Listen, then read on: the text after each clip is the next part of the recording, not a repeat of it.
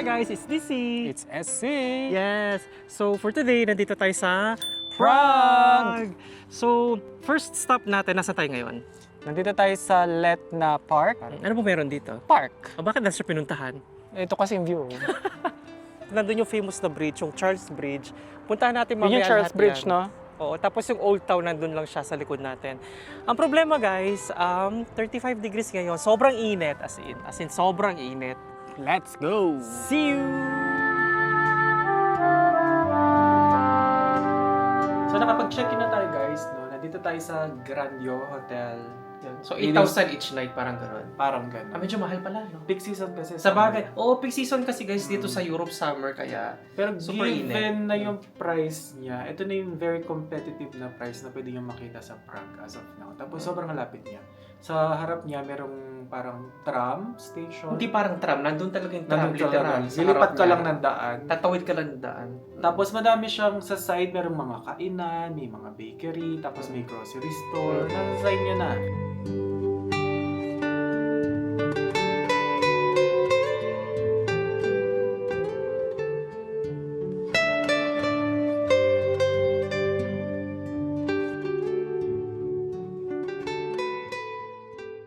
Ba't naman kasi sa fine dining tayo kumain? Hindi mo naman sinabi fine dining pala. Ang sarap ng bottle. Sarap siya. Nasaan beer? Yung ilong ni Rudolph yan. Ba't ang dami kong tinidor? Tsaka ba't ang dami kong plato? Kasi lang platong kailangan mo yun. Alam ko na kung para saan yan. Souvenir. Malaking bag natin. Pantingan mo yan. Pilik. Lagyan mo yan Ay, na. ay. Sarap. Creamy siya na ano, lasang garden. Ewan ko. Wait lang. Nasod. Lasang mamayang. Kaya nga. Lasang hindi mo. Lasang hindi ko Eto. kayang bayaran. Lasang maghuhugas ng mga plato. Try. May lasa siya. Anong lasa? Baka hindi beef yan. Pero siya may garlic. Ang sarap. Kasi may onion naman siya usually. Sarap. Try mo. Kawawa naman yung deer. Kinakain natin sila. Nalalapit siya sa goat. Ah. May Pero anggo. May anggo. hindi siya, hindi naman. Pero yung ano niya, mas malapit sa goat kumpara mas malapit sa beef. Ah, okay. So, Malambot. malambot. Ay, masarap. Ay, lambot. Malambot siya. Kung di sinabi na deer, di ko alam na deer ito.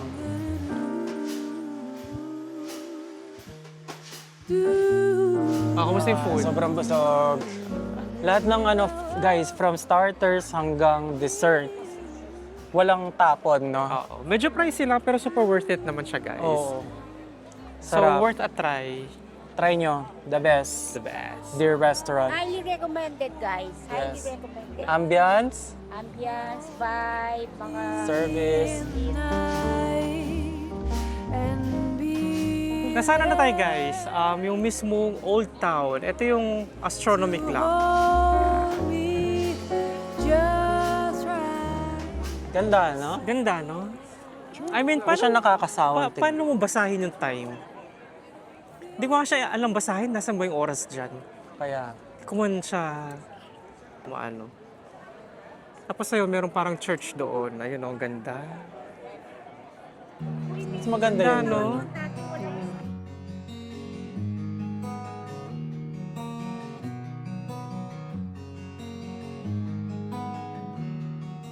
Guys, naratingnan Welcome natin to yung Charles Bridge! Ito na yung famous na bridge dito sa Prague. Spider-Man. Baka napanood nyo. Ikot tayo, ikot tayo. Welcome to Charles Bridge! Konti ng tao. Actually, no? Pero guys, mag-ingat kayo dito kasi Madaming. maraming pickpockets. Nasa Europe kayo. Ito na nga. Kaya. Iharap niyo yung mga gamit nyo. Pero ito, yung isa sa pinakamagandang pinupuntahan dito sa Prague, no? Yung Charles Bridge. Kasi ayan siya, oh. Bridge siya. Pakita natin. Ayan, no? Tapos may mga statwa. Ayun, nandun yung pa yung castle. Nandito yung mga statwa. Ito yung dalawang bagong statwa na nilagay nila dito sa Oo. Charles Bridge. Ayan sila. Oh.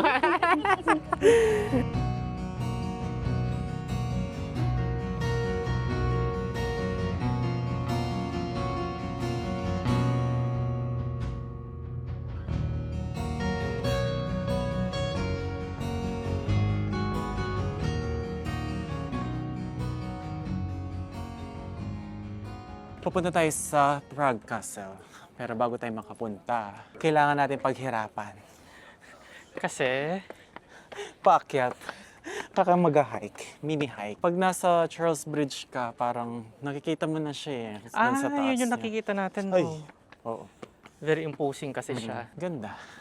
Alam ko pwedeng pumasok doon eh, doon sa katedral. Pwede pumasok, kaso kailangan magbayad.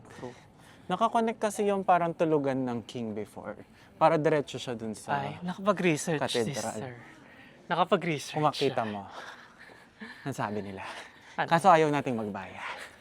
Doon tayo sa libre. Doon tayo sa libre. Sa labas-labas lang. Actually guys, kahapon doon sa Old Town, ang dami naming nakikita mga tour guide.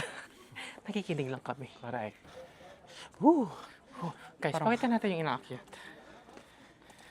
Ayan siya. Correct. Dire-diretso pa yan.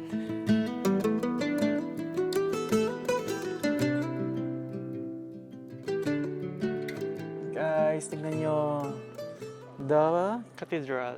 Cathedral. Asan yung castle? Nasa side. Ah, ito yung buong castle. Oo. Pakita natin. Ikot tayo. This is the cathedral. Yun yung buong castle. Kasi 'di ba Castle. nung unang panahon parang magkaano yung church at saka yung antara yung diyan. Ah, sige. Tuloy mo yan. Church and the And king. the monarchy. Monarchy. Ang ganda, ang laki. Pwede siyang ikutin sa harap. Tara, Doon. try natin. Pwes gusto papasok yata tayo dito eh. Ah, papasok tayo dyan? Oo, May bayad ba sa- dyan? Ito meron ding parang Museum. maliit na subway. Ah, sige, check natin.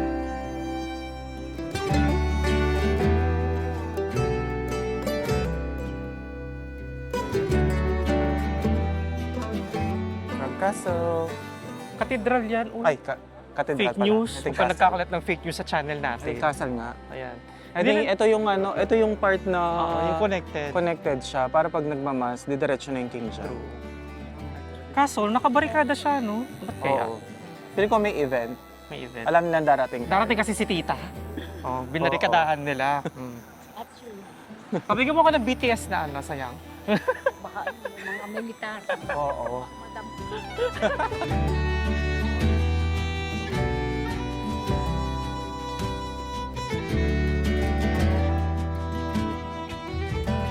Labas na tayo ng castle, guys. Kasi hindi rin naman tayo papasok dun sa cathedral tsaka sa museum. Tsaka marami ng group tours. Lipat na tayo sa destination natin.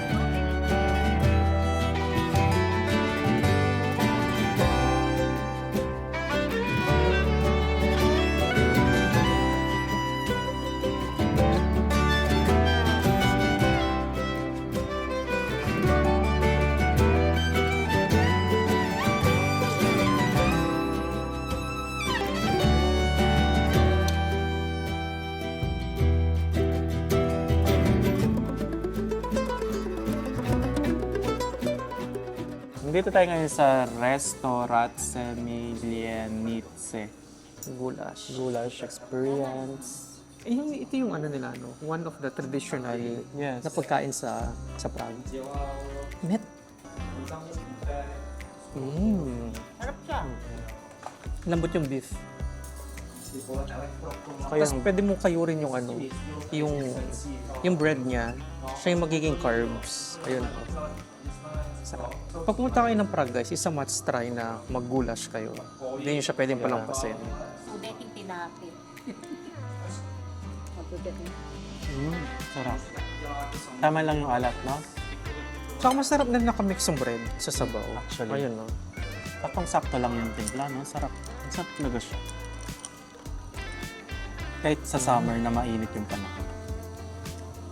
Duck and bread. Bread dumpling.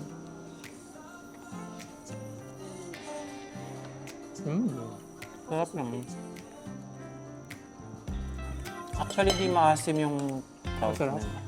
Tsaka yung goulash, kung first time siya makain, hindi naman siya sobrang iba yung lasa kasi na familiar, no? Kasi Parang tastes like caldereta. caldereta. May mga ibang restaurant na goulash na siniserve sa plate lang, no? Ito nasa bread, kaya magandang ano. Magandang experience. Magandang experience. Tapos bubuksan mo.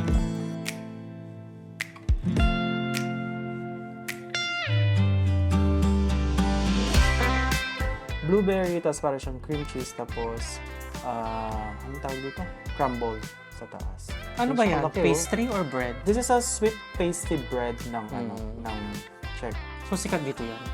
Oo, sikat na traditional pastry dish. Strawberry. Na merong parang tawag dito? Grapes? Grapes. Ayan siya. Blueberry.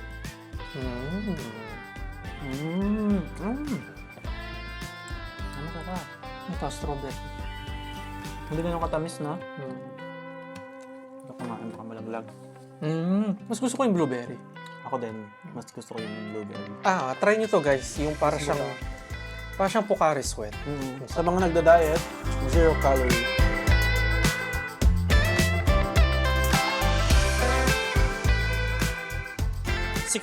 PM, pero grabing araw.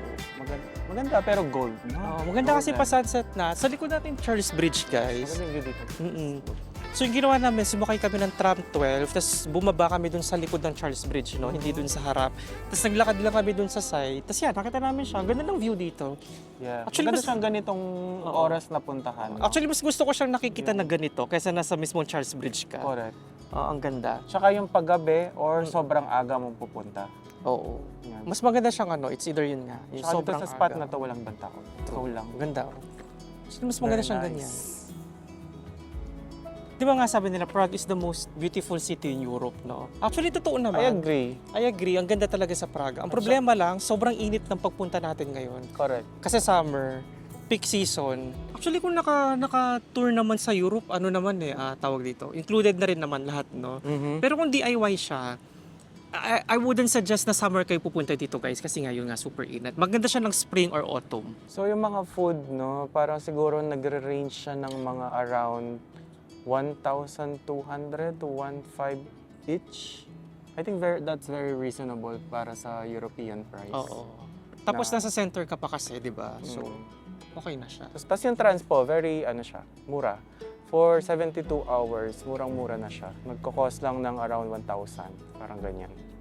Magagamit mo siya, kami nasulit namin yung transportation kasi lagi kaming gumagamit ng train, tram, kasi nga sobrang init, so mahirap maglakad. Tara na, sa Prague! Ay, taga Prague. Let's go, Prague! Let's go! When we first met, you were running away. Said it was too hard to live in this way. Wearing a Guys, for dinner! Saan kayo ngayon? Natse matzo. Hirap kasi bigkasin Kaya, lahat. para siya, guys. Butcher. Butcher, tapos nag-ano sila ng mga burgers. Tapos nag-order tayo ng beef tartar since nagustuhan natin yung kahapon, di ba? So, medium rare siya, no? Try natin. Wala mang option na papaano mo. Oo, medium rare lahat ng luto nila. Cheers. Try natin.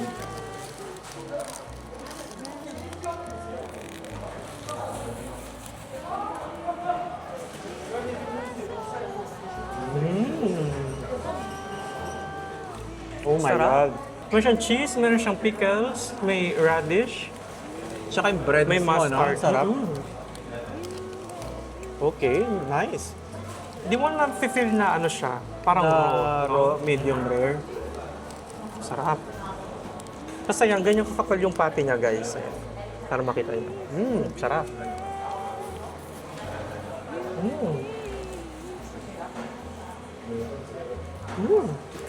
Para siyang classic yung taste, no? It's a cheeseburger classic taste. Pero elevated because of the bread and the meat. Ang sarap. Actually, guys, ang daming tao. No? Bigla nang bumulusok yung tao. Buti na lang maaga kami nakarating. Ang sarap. Ang sarap. Best burger so far.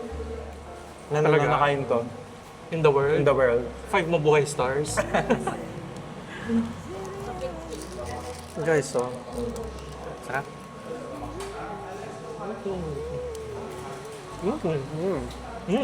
Ararap mo yung garlic dyan. Feeling ko lang, o kakainin mo. Beef tartar. Kasi kinain natin kahapon nakatimpla na, no? Ito parang hindi pa siya super timplado. Actually, nagustuhan ko yung kinain natin kahapon. I don't eat raw meat, pero since masarap yung kahapon, try naman natin dito. Let's go.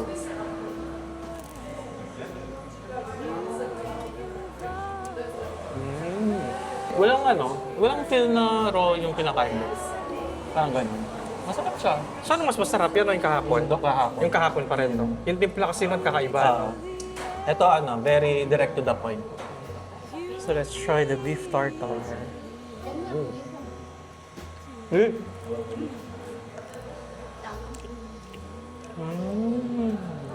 Mas raw yung lasa niya kumpara dun sa kabila. Kasi yung timplado siya eh. Kahit raw siya pero timplado. Pero Ito. ano siya, hindi ako mahilig sa raw. Dinamihan ko pa. Pero masarap. Don't get me wrong. Babalikan ko to kung babalik dito. Punta kayo dito guys. Super sarap.